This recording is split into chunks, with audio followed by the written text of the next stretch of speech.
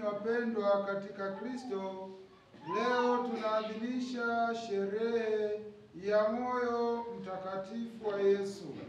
Moyo huo tunaoadhimisha, tunaoabudu, ndio huo ambao makusudio yake ni kwa vizazi na vizazi.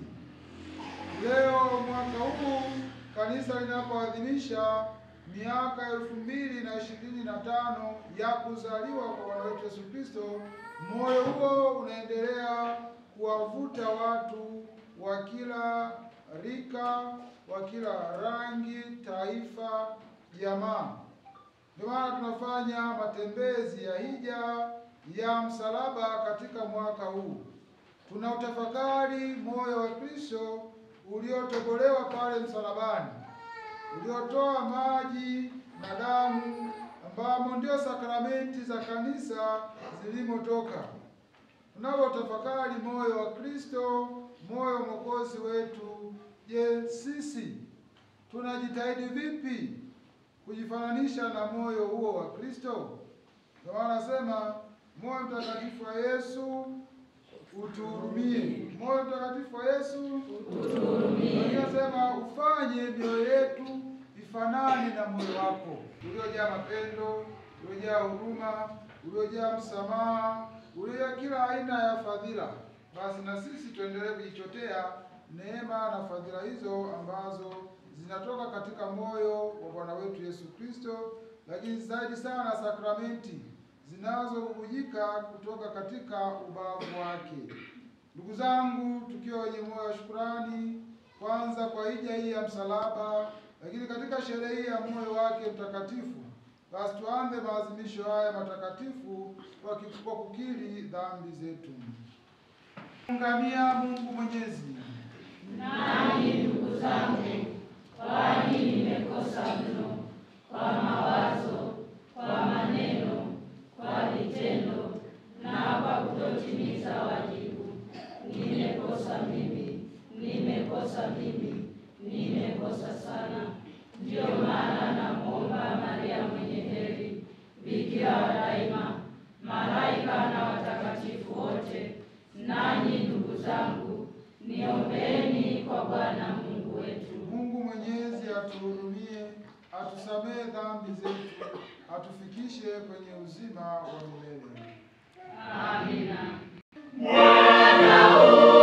Utuhurumie,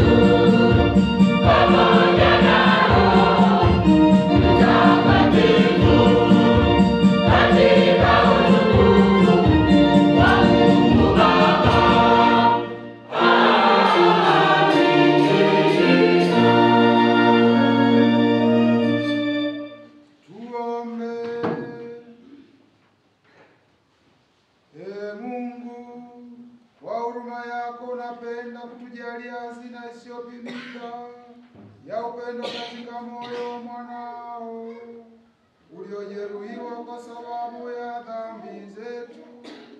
Tunakuomba tujalie, ili kwa kumtolea heshima ibada yetu tutimize pia wajibu wa malipizi yatupasayo kwa njia ya Bwana wetu Yesu Kristo mwanao, anayeishi na kutawala katika umoja wa Roho Mtakatifu, Mungu milele na milele.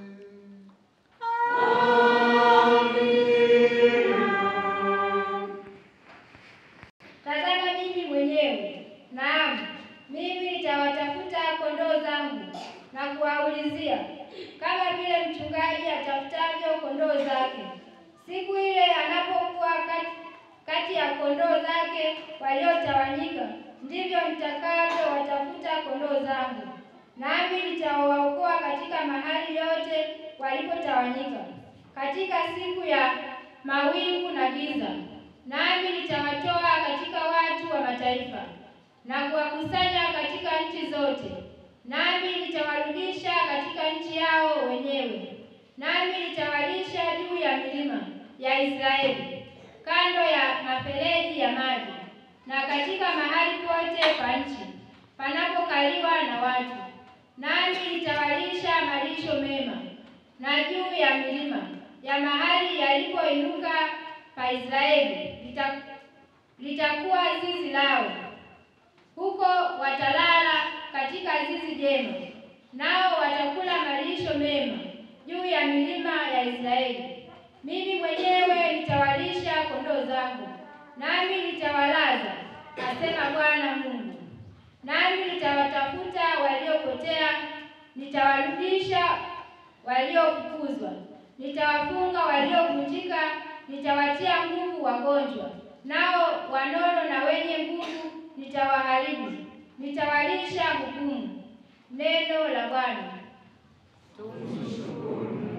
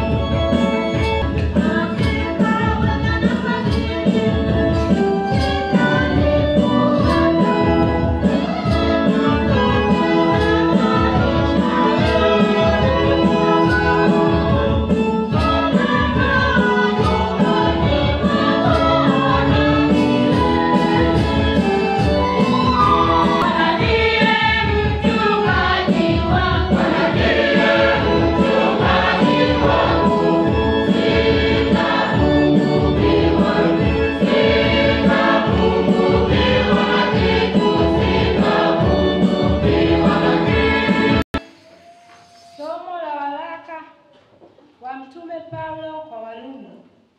Pendo la Mungu limekwisha kumiminwa katika mioyo yetu na Roho Mtakatifu tuliyepewa sisi. Kwa maana hapo tulipokuwa hatuna nguvu, wakati ulipotimia, Kristo alikufa kwa ajili ya wokovu.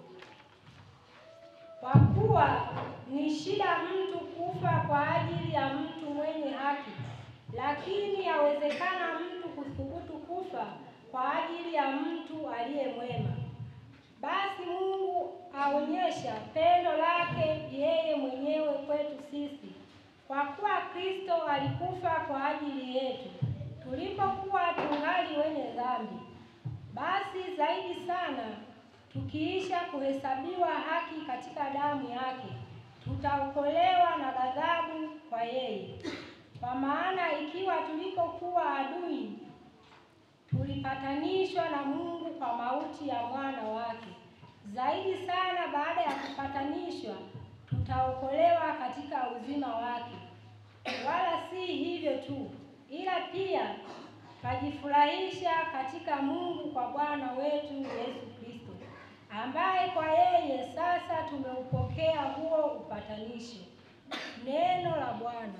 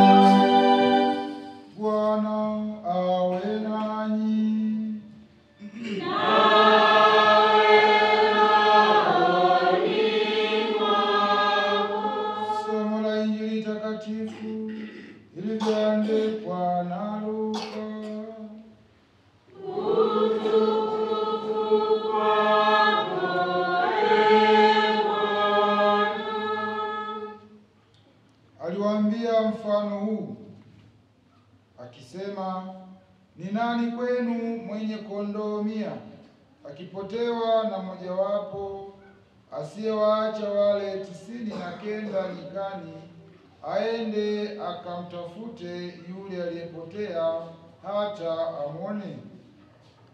Naye akiisha kumwona, kumweka mabegani pake akifurahi. Na afikapo nyumbani kwake, huwaita rafiki zake na jirani zake, akawaambia, furahini pamoja nami, kwa kuwa nimekwisha kumpata kondoo wangu aliyepotea.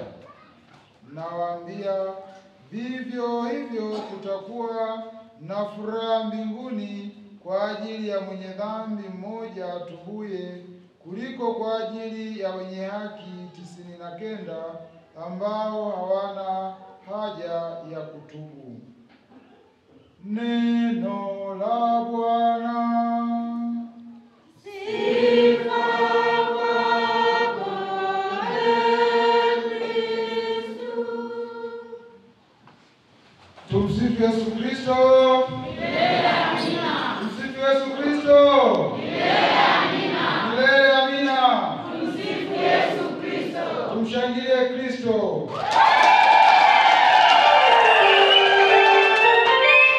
Ndugu zangu wana kigango cha Kiwalamo, leo ni zamu yetu kupokea matembezi ya hija ya msalaba, ambapo mwaka huu ni mwaka wa Jubilei, ni mwaka mtakatifu.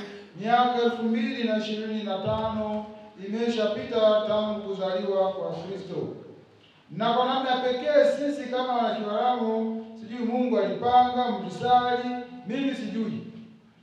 Tunaadhimisha matembezi ya hija, lakini sisi pia tunapata fursa ya kusali leo katika sherehe ya moyo mtakatifu wa Yesu, tukiwa na matembezi ya msalaba wa hija mtakatifu. Kwa hiyo ni mambo ambayo yamekutana, lakini yanayohusu mtu mmoja au yanahusu nafsi moja, inayohusu Kristo mwenyewe. Hivyo tuna kila sababu ya kufurahi. Ndugu zangu, tukianza somo letu la kwanza kutoka kitabu cha nabii Ezekieli, tunasikia juu ya wana wa Israeli wanaopitia manyanyaso magumu na changamoto mbalimbali, na hii yote inatokana na viongozi wa dini na wa siasa wa taifa hilo la Israeli waliokuwa wanawanyanyasa na kuwanyonya watu walio wanyonge. Ndio maana Mungu kupitia kinywa cha nabii Ezekieli anaingilia kati, anasema Bwana Mungu asema hivi. Na mara nyingi manabii walianza kusema Mungu asema hivi. Ni tofauti na manabii wa siku hizi, tunasema mimi nasema, mimi naponya, mimi nafanya. Manabii wa kweli daima walianza na maelezo hapo, Bwana Mungu asema, kwa sababu wao ni wametumwa, wao ni midomo ya Mungu waliopelekwa kupeleka ujumbe, wao ni wapelekwa.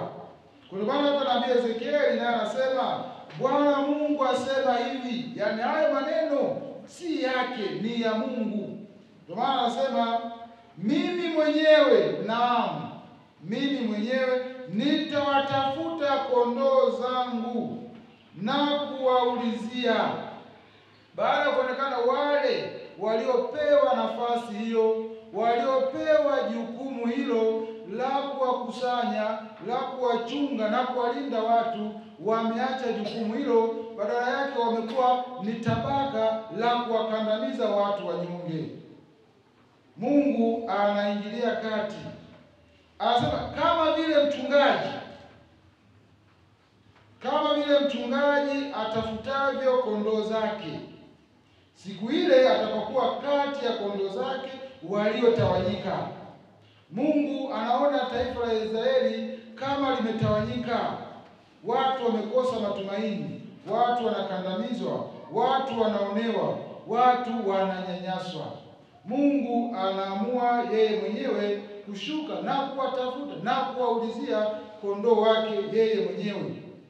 Sababu ya kukosa viongozi bora, sababu ya hayo yote ni kukosa viongozi bora. Daima pale mahali ambapo uongozi bora unapokosekana, angalia watu wake namna walivyo. Unakuta mahali ambapo uongozi si mzuri, watu wametawanyika, watu wamekata tamaa, watu wananyanyaswa, watu wananyonywa na kadhalika na kadhalika. Na hii hata katika familia, ukitaka kuona kwamba familia hii ni bora, baba ni kiongozi bora, mama ni kiongozi bora, angalia watoto. utaona namna watoto walivyo. Utakuta watoto wametawanyika, maadili ya watoto hayapo na kadhalika na mambo mengi sana. Hapo ugundua kwamba katika nyumba hii pana shida. Na hata katika jamii pia, angalia watu namna wanavyoishi, namna watu walivyo. Utagundua kabisa katika jamii hiyo pana shida. Watu wametawanyika, watu wamekata tamaa, watu wamenyong'onyea na kadhalika na kadhalika. Hapo utagundua kabisa kwamba mahali hapo pana shida. Sisi ni watu wa Mungu. Ni tofauti na wengine wanasema hao watu wangu. Sisi hatuna watu. Mara nyingi tunakosea sana. Utakuta leo katika jamii hao watu wangu, umewapata wapi? Umewazawe watu wote. Sasa mimi nataka kiwalamu hapa, naambia nyinyi watu wangu, nimewatoa wapi? Nyinyi ni watu wa Mungu. Hata mimi mwenyewe ni mtu wa Mungu. Kwa hiyo wakati fulani kiburi, wakati fulani ni kutokana na majivuno, wakati fulani ni kujisahau. Tunaona kwamba sisi tuna mamlaka hata juu ya watu wengine. Kumbe hatuna mamlaka juu ya watu wengine. Tumepewa dhamana ya kuwaongoza watu. Tumepewa dhamana ya kuwalinda. Tumepewa dhamana ya kuwaongoza, ya kuwatawala katika njia iliyo nzuri, kumsaidia huyu mwanadamu aendelee kuwa na hali njema zaidi. Lakini kinyume chake, tunawanyonya watu, tunawakandamiza, tunawaonea, na mwisho wa siku watu wamekata tamaa. Ndivyo taifa la Israeli yaliyowakuta. Wana wa Israeli walitawanyika wakati wa uhamisho wa Babeli, lakini Mungu anawakusanya tena. Mungu mwenyewe anakusudia kuwarudisha Waisraeli katika nchi takatifu, na yeye mwenyewe atawachunga. Anaahidi kuwarudisha wana wa Israeli aliotawanyika. Ndiyo huyo katika somo la Injili tutakayomsikia, ndiye ahadi hiyo inatimia katika Yesu mchungaji mwema aliyeutoa uhai wake baada ya mwanadamu kuanguka katika dhambi. Mungu anamtuma mwanawe pekee kuja kumkomboa mwanadamu. Anakufa kifo cha msalaba, anamwaga damu yake ili mimi na wewe tuweze kupata msamaha wa dhambi, ili mimi na wewe tuweze kupata maondoleo ya dhambi. Huyo ndio Kristo ambaye tunaandamana naye, tuliandamana naye, ambaye yupo kati yetu. Ni Kristo wa msalaba aliyetoa uhai wake. Kwa maana kama tulivyosikia katika Injili kwamba ni pendo la namna gani mtu kutoa uhai wake kwa ajili ya rafiki zake, au mtu mwema kutoa uhai wake kwa ajili ya watu wengine. Huo ni upendo uliopitiliza. Huo ni moyo uliozidi mapendo yetu ya kibinadamu. Hata sisi katika kielelezo chetu tunasema unampenda mtu, maana yake nini? Ni kwamba moyo ndio kielelezo cha upendo wa mwanadamu. Kwa maana somo la Injili tumesikia kutoka mwinjili Luka, Yesu anasema hivi, yeye ni mchungaji.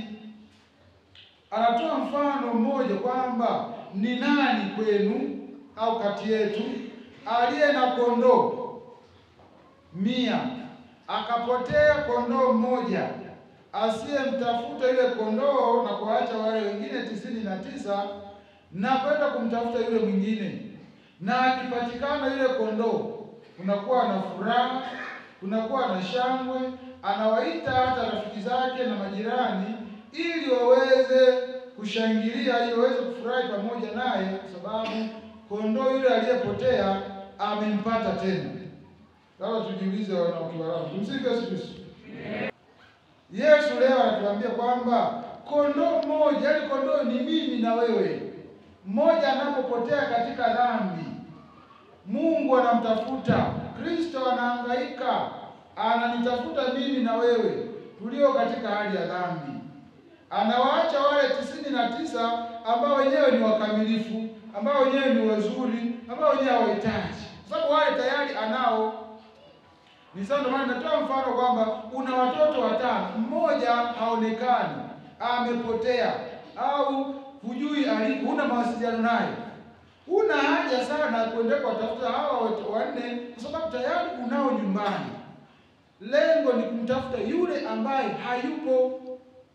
Ndivyo ambacho kinachotakiwa leo katika jamii zetu, katika maisha yetu. Je, tunahangaika vipi kuwatafuta watu wasioonekana? Basi kuna watu wasiojulikana hapo hivi. Watu wanapotea.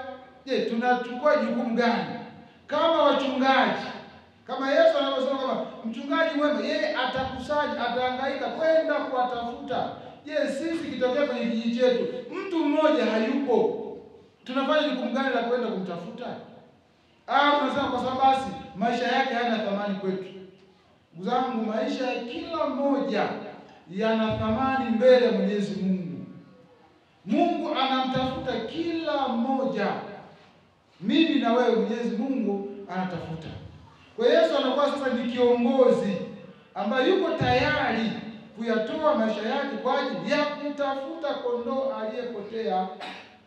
Leo kama nilivyosema, katika mazingira yetu mbalimbali, katika jamii zetu na kadhalika, watu wanapotea, watu hawaonekani, hawajulikani na hakuna kinachoendelea. Hapo mtu umepewa jukumu la kuwalinda watu, umepewa jukumu la kuwatunza watu, umepewa jukumu la kuchunga watu.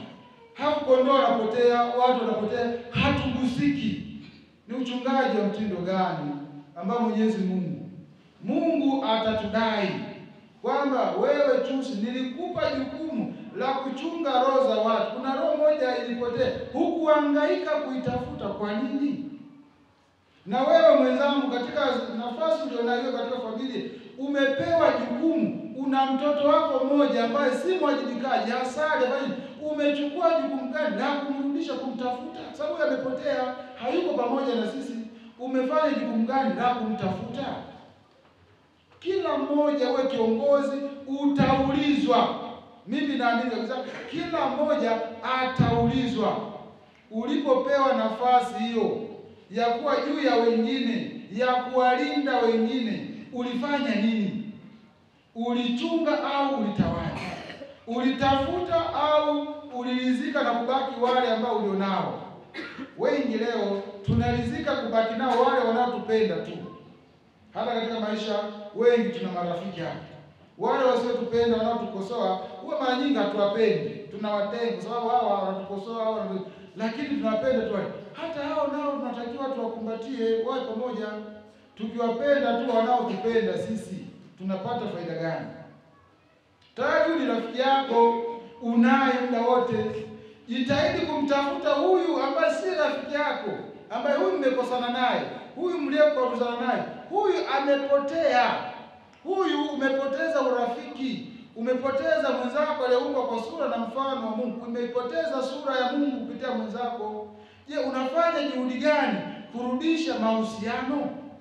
Kwa maana mwaka huu ndugu zangu, kama tulivyoambizana, ni mwaka wa jubilei, miaka 2025 kuzaliwa kwa Bwana wetu Yesu Kristo.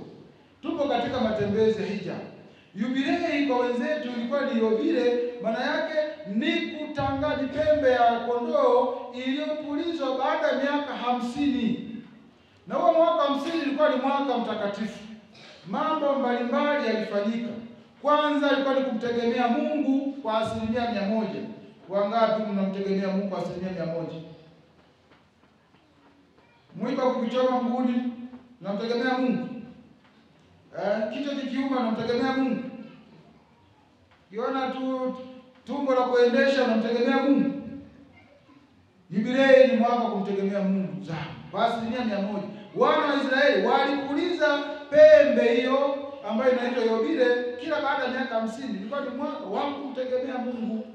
Lakini jambo la pili lilikuwa ni mwaka wa kuwasamehe watu madeni. Je, sisi tunaweza kusamehe madeni? Yaani mtu anamdai 200,000, sio? Yaani kama mimi nimepiga 200,000 zenu. Ama jamani, mwaka wa jubilei, si mwaka kusameheana, sio? Je, inawezekana? Je, tumsifu Yesu Kristo. Unayemdai 200,000, 300,000, 500,000. Hapo naambia ni mwaka wa jubilei. Ni mwaka wa kusameheana jamani, sio? Wa kusamehe madeni yote. Inawezekana?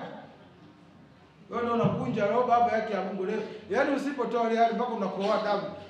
Hamna. Ni mwaka wa kusamehe, ndugu zangu, tusamehe. Lakini wewe kama unadaiwa sio kwamba sasa tayari sasa nimepata ruhusa sasa kusamehewa. Ulipe ndio deni sasa. Madeni aliyosamehewa yale wale waliodaiwa madeni makubwa, waliolipa labda wamebakisha kidogo. Kwa maana mtu akana hiyo labda milioni 1. Umelipa kabaki kwa 50. Basi mwaka huu ni mwaka wa jubilei na kusamehe kwa 50 hapo, sio? Hapo vipi? Umekaa vizuri? Bado pagumu. Wamama tunauza pale vocha pale. Ukiuza vocha mtu akikopa vocha ya buku ile. Je, uko tayari kumsamehe? Kwa jamani, huu mwaka wa jubilei basi wewe sikudai tena ile vocha ile model sikudai tena. Inawezekana? Lakini ndio jubilei mwaka kusamehe madeni. Ni mwaka pia wa kufunguliwa, mwaka wa kufunguliwa kwa watumwa. Watumwa waliachwa huru baada ya kutumikishwa kufanyishwa kazi miaka 50, miaka 49. Mwaka wa 50 walikuwa wanaachwa huru. Ndio hivyo namna hiyo kusamehe. Wengi hapa tunapotembea tuna chuki na wenzetu, hatujasamehe, tumekoseana. Na wenzetu wanawaambia hivi, usiposamehe mwenzako aliyemkosea, aliyekukosea, wewe ndio unaonekana ndio mfungwa mara mbili au mtumwa mara mbili au ndio umefungwa mara mbili. Sababu ukiniona mimi kwa mfano bado tusemesha vipi, tayari unaanza kukosa amani. Kumbe jana sina mpango kama mimi wewe umenichukia. Yaani nacheka kumbe yaani wewe ndio mfungwa zaidi. Yaani sisi tusiosamehe tunanufaika na nini katika hali zetu hizo? Yaani mimi ukinichukia mtu, alafu unafaidika? Yaani unapata faida gani? Unaongezeka nini? Kwamba usiposamehe unaongezeka nini katika maisha yako? Zaidi unapungua, unakosa furaha, unakosa amani. Yaani unakuwa ni mnyonge muda wote sababu unatembea na watu. Sasa mwingine amekosana na watu wawili watatu. Yaani muda wote umebeba watu watatu moyoni mwako. Au unafikiri wewe una furaha? Ndugu zangu, tunaalikwa katika mwaka huu. Ili haya yote tuweze kuyafanya, lazima tuvutwe na moyo mtakatifu wa Yesu, ambao ndio moyo uliojaa mapendo. Lazima tuwe na mapendo, lazima tuwe na msamaha, lazima tuwe wavumilivu, moyo uliokubali kutemewa mate, uso uliotemewa mate na kadhalika, ulichomwa mkuki na kadhalika. Je, mnajua mkuki? Sisi mwiba tu tunalia. Kuchoma msumari ndio kijiji kizima kitaelewa kwamba hivi. Sasa mtu aliyechomwa mkuki alafu yanatoka maji na damu, si kwa sababu ya dhambi zake, ni kwa ajili ya ukombozi wako na wa kwangu. Na ndio maana somo la pili Mtume Paulo anatuambia kwamba Mungu alionyesha mapendo yake ya pekee kwetu kwa kumtolea mwanae afe kwa ajili yetu na kwa kutupelekea Roho Mtakatifu siku ya ubatizo. Maadamu alionyesha mapendo hayo makubwa pindi tulipokuwa bado wakosefu, hakika ataonyesha kwetu mapendo hayo zaidi sasa baada ya kukombolewa kwetu. Ndugu zangu, kwa kumalizia, katika hija hii ya msalaba tuna mambo mengi, lakini mambo machache ambayo tulipenda ningependa tuweze kuyaelewa ni machache. Katika jubilei mwaka huu na hija hii ya msalaba, Baba Mtakatifu alitoa nembo hii hapa. Katika hii nembo tunayoiona hapa katika picha hii kuna mambo 6. Au wengine hawaoni vizuri. Kuna mambo 6 katika hii tunayoiona hii picha hii. Kuna mambo 6 yako katika nembo hii. Jambo la kwanza, kuna hawa watu 4, hivi vichwa vinne tunaviona jamani? Tunaviona kuna hawa watu 4.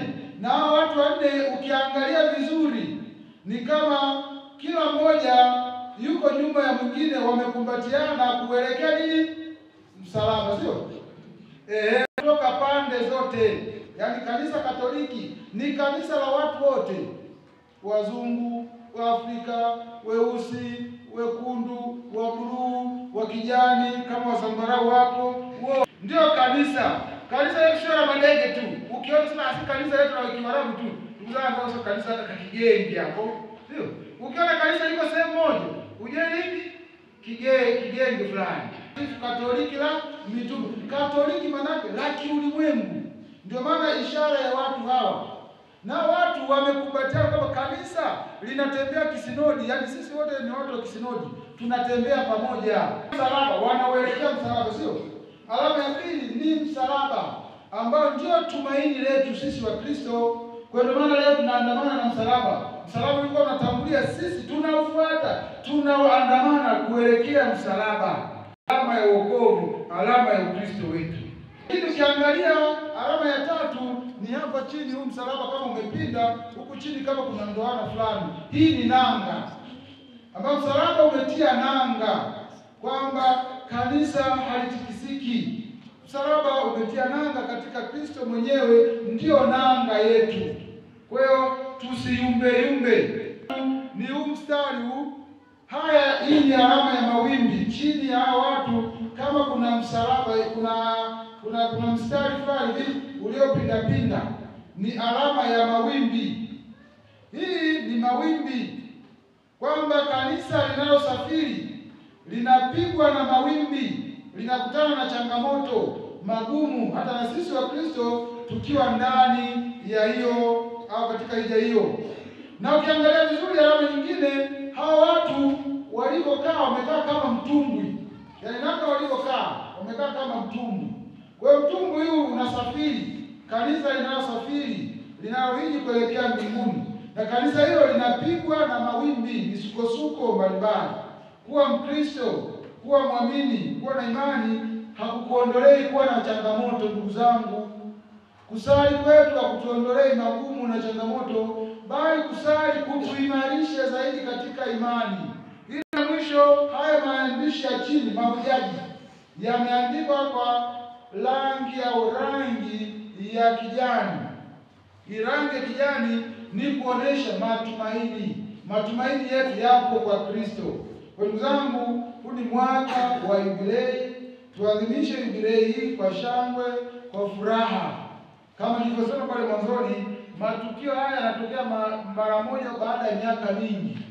Imetokea leo, mimi na wewe tumepata fursa hiyo ya kuadhimisha jubilei hii ya 2025.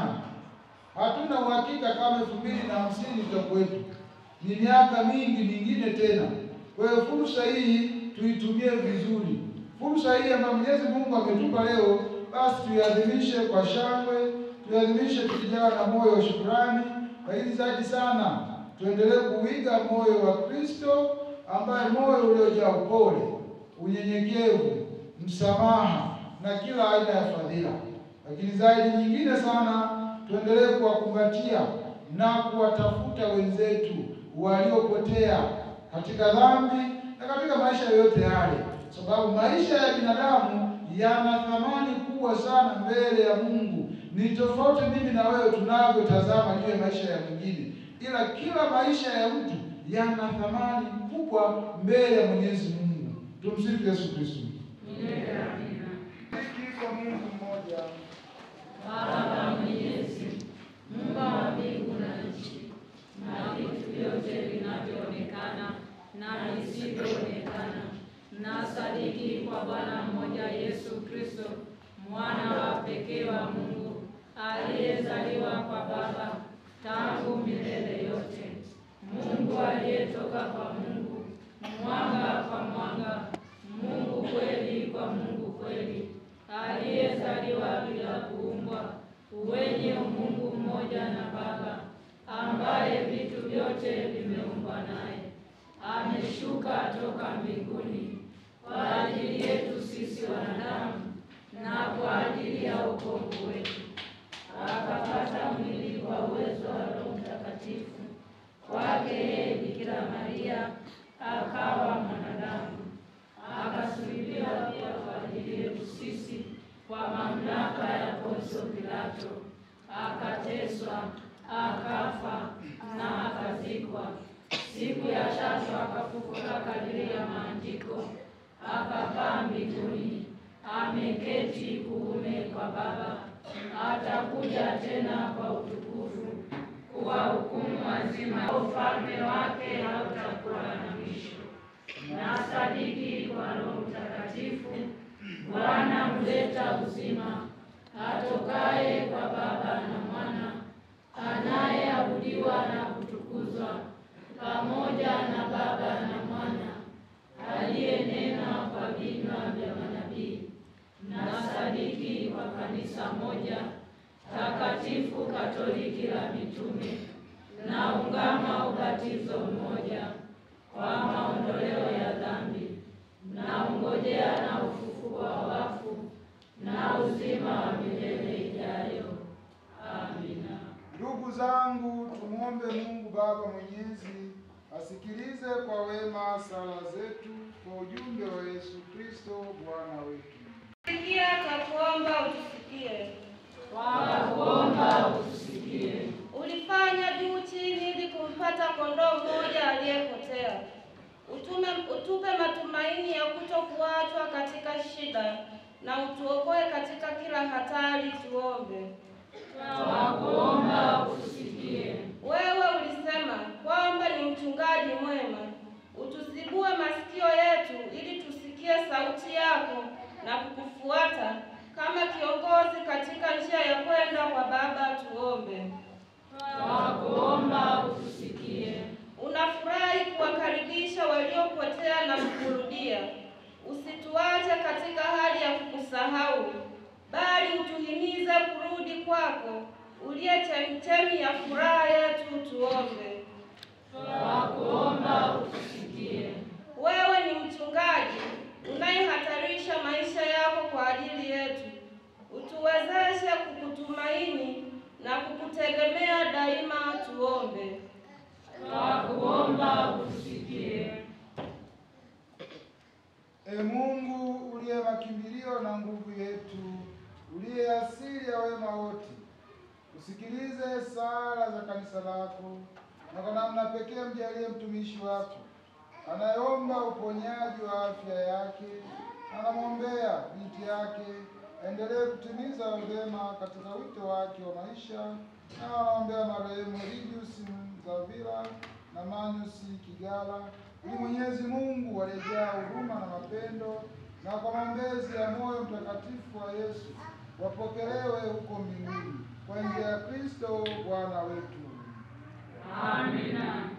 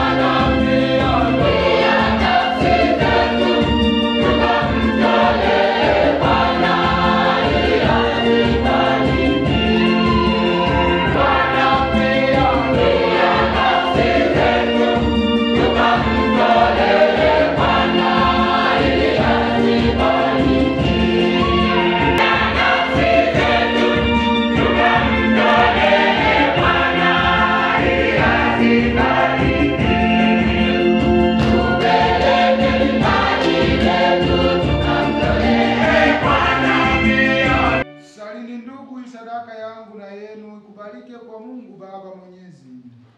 Bwana apokee sadaka mikononi mwako kwa sifa na utukufu wa jina lake, na pia kwa manufaa yetu sisi na ya kanisa lake lote takatifu. Bwana, tunakuomba utazame upendo usio na kifani wa mwanao mpenzi, ili sadaka tunayokutolea ikupendeze na kuwa kwetu fidia ya dhambi zetu, kwa njia ya Kristo Bwana wetu.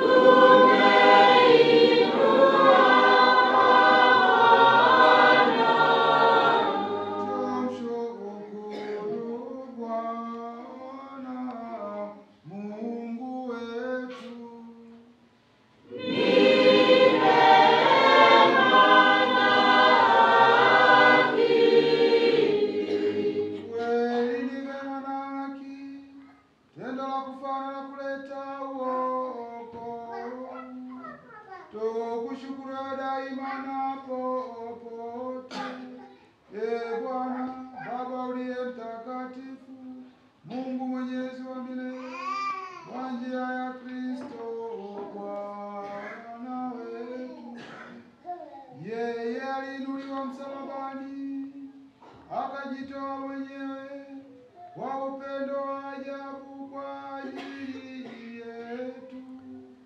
Alichoma ubavu, akamwaga damu na maji, zipate kubujika humu kutoka humu sakramenti za kanisa, ili wote wavutwe na moyo wazi wa Mwokozi na kuchota siku zote kwa furaha neema katika chemchemi ya hiyo ya wokovu. Kwa hiyo sisi pamoja na watakatifu na malaika wote tunakutukuza tukisema bila mwisho.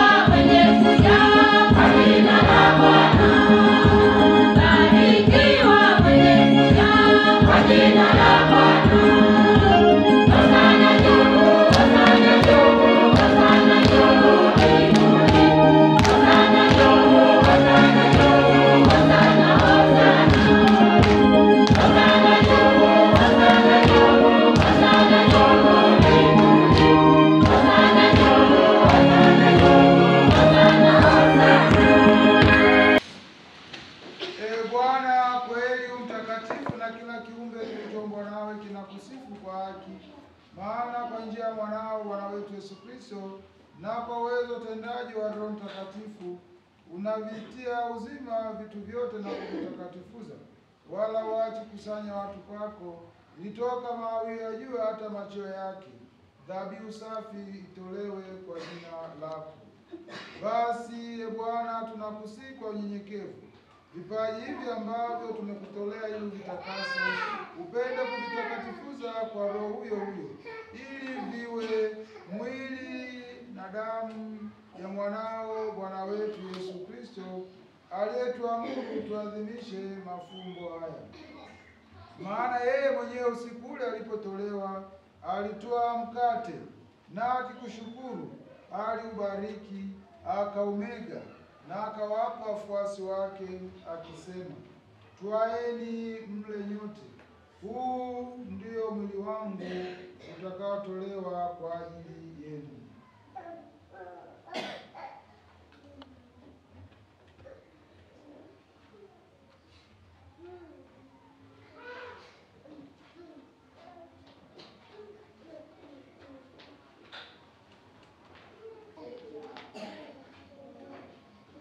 Vivyo hivyo baada ya kula, akitwaa kikombe na kukushukuru, alikibariki na akawapa wafuasi wake akisema, twaeni mnywe nyote, hiki ndicho kikombe cha damu yangu, damu ya agano jipya na la milele, itakayomwagika kwa ajili yenu na kwa ajili ya wengi kwa maondoleo ya dhambi. Fanyeni hivi kwa ukumbusho wangu.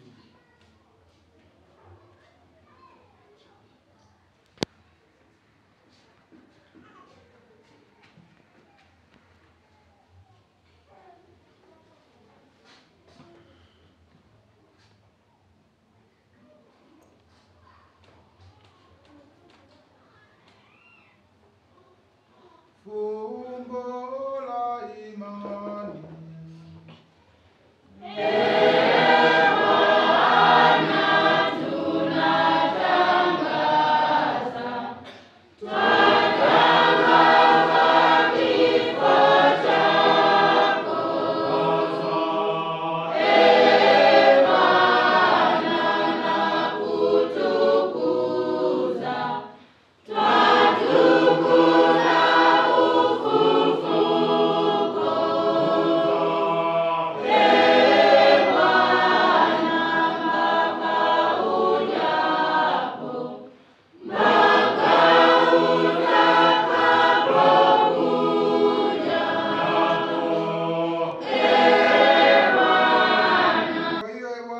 Tunapoadhimisha ukumbusho wa mateso mwanaye aitaye wokovu, pamoja na ufufuko wake wa ajabu na kupaa kwake mbinguni, tunapoutazamia ujio wake wa pili na kutolea kwa shukrani sadaka iliyo hai na takatifu, tunakuomba uyaangalie matoleo ya kanisa lako, na kwa kumtambua yeye aliye kafara, ambao ulitaka kutulizwa kwa sadaka ya kifo chake, tujalie sisi tunaotiwa nguvu kwa mwili na damu ya mwanao na kujazwa Roho wake Mtakatifu, tupate kuwa mwili mmoja na roho moja katika Kristo. Yeye atufanye sisi tuwe kwako sadaka timilifu ya milele, ili tuweze kupata urithi pamoja na wateule wako, kwanza kabisa pamoja na Bikira Maria mwenye heri, mama wa Mungu, na Mtakatifu Yosefu mume wake huyo bikira, na mitume wako wenye heri na mashahidi wako watukufu, pamoja na Mtakatifu Yosefu Alamano, msimamizi wa kigango chetu, na watakatifu wote ambao tunategemea kupata daima msaada wa mbezi yao mbele zako. Tunakuomba Bwana, huyu aliye kafara na upatanisho wetu, alete amani na wokovu duniani kote. Pende kulimarisha katika imani na mapendo kanisa lako linasafiri hapa duniani, pamoja na mtumishi wako Baba Mtakatifu wetu Leo wa 14 na askofu wetu Romanus Miali, pamoja na maaskofu wote wa klero wote na watu wote wanaofanya kuwa taifa lako. Usikilize kwa wema sala jamaa hii uliyoita hapa mbele yako. Baba uliye mtakatifu, kwa huruma yako wakusanye kwako wanao wote waliotawanyika popote duniani. Wakumbuke watumishi wako Eligius Zavila na Manius Kigala uliowaita kwako kutoka dunia hii. Ujalie ili kwamba wao walioshirikishwa kifo cha mwanao kwa ubatizo, hali kadhalika washiriki ufufuko wake, siku ambapo utafufua wafu katika miili yao kutoka ardhini. Hapo utaufananisha mwili wa unyonge wetu na mwili wa utukufu wake. Pia wapokee kwa wema katika ufalme wako ndugu zetu marehemu na wote walioaga dunia wakiwa wamekupendeza, nasi tunatumaini kufika katika ufalme huo, ili pamoja tushibishwe milele kwa utukufu wako. Kwa ndipo utakapofuta kila chozi katika macho yetu, maana kwa kukuona wewe Mungu wetu kama ulivyo, utafanana nawe milele yote, na tutakusifu bila mwisho, kwa njia ya Kristo Bwana wetu, ambaye kwa njia yake unaujalia ulimwengu mema yote. Kwa njia yake na pamoja naye na ndani yake, wewe Mungu Baba Mwenyezi, katika umoja wa Roho Mtakatifu, unapata heshima yote na utukufu milele na milele.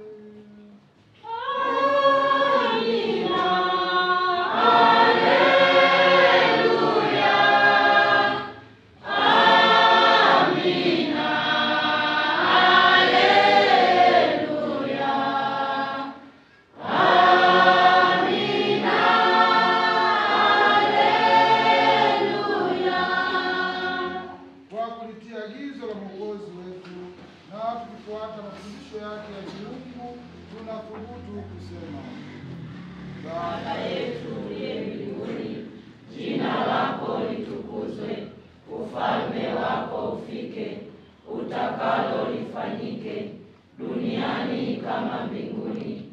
Utupe leo mkate wetu wa kila siku, utusamehe makosa yetu kama tunavyowasamehe na sisi waliotukosea, usitutie katika kishawishi, lakini utuokoe maovuni. Bwana, tunakuomba utuokoe katika maovu yote. Jalie kwa wema amani maishani mwetu, kusudi kwa msaada wa huruma yako tuokolewe daima na dhambi, wala tusifadhaishwe na jambo lolote, tunapotazamia tumaini lenye heri na ujio wa Mwokozi wetu Yesu Kristo. Kwa kuwa ufalme ni wako na nguvu na utukufu hata milele. Bwana Yesu Kristo aliwaambia mitume wake, amani nawacheni, amani yangu nawapa. Usizitazame dhambi zetu, ila tu imani ya kanisa lako. Pende kujalia mwana mmoja kama alivyo mapenzi yako, unaishi na kutawala milele na milele. Amani ya Bwana iwe daima nanyi. Na iwe rohoni mwako. Peane amani.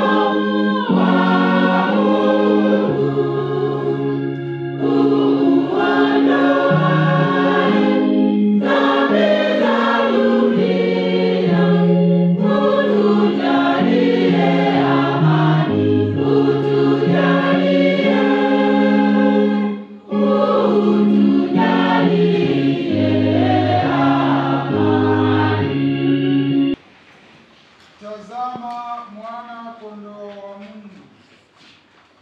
Tazama aondoaye dhambi za ulimwengu. Heri hao walioalikwa kwenye karamu ya mwana kondoo. Ee Bwana, sistahili uingie kwangu, lakini sema neno tu na roho yangu itapona.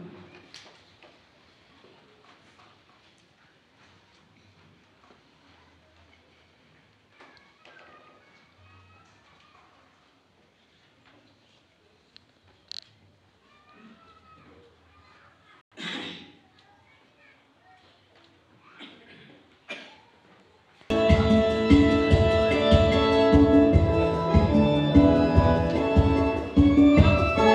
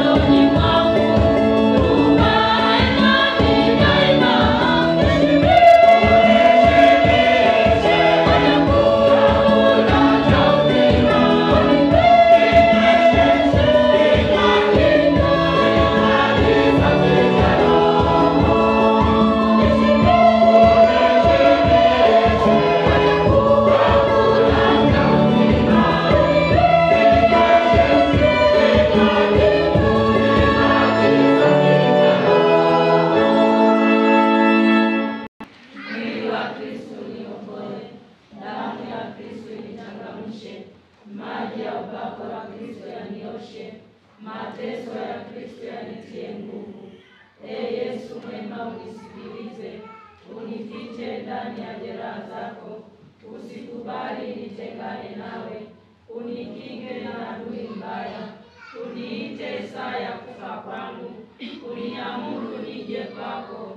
Nikusifu pamoja na watakatifu wako milele na milele. Amina.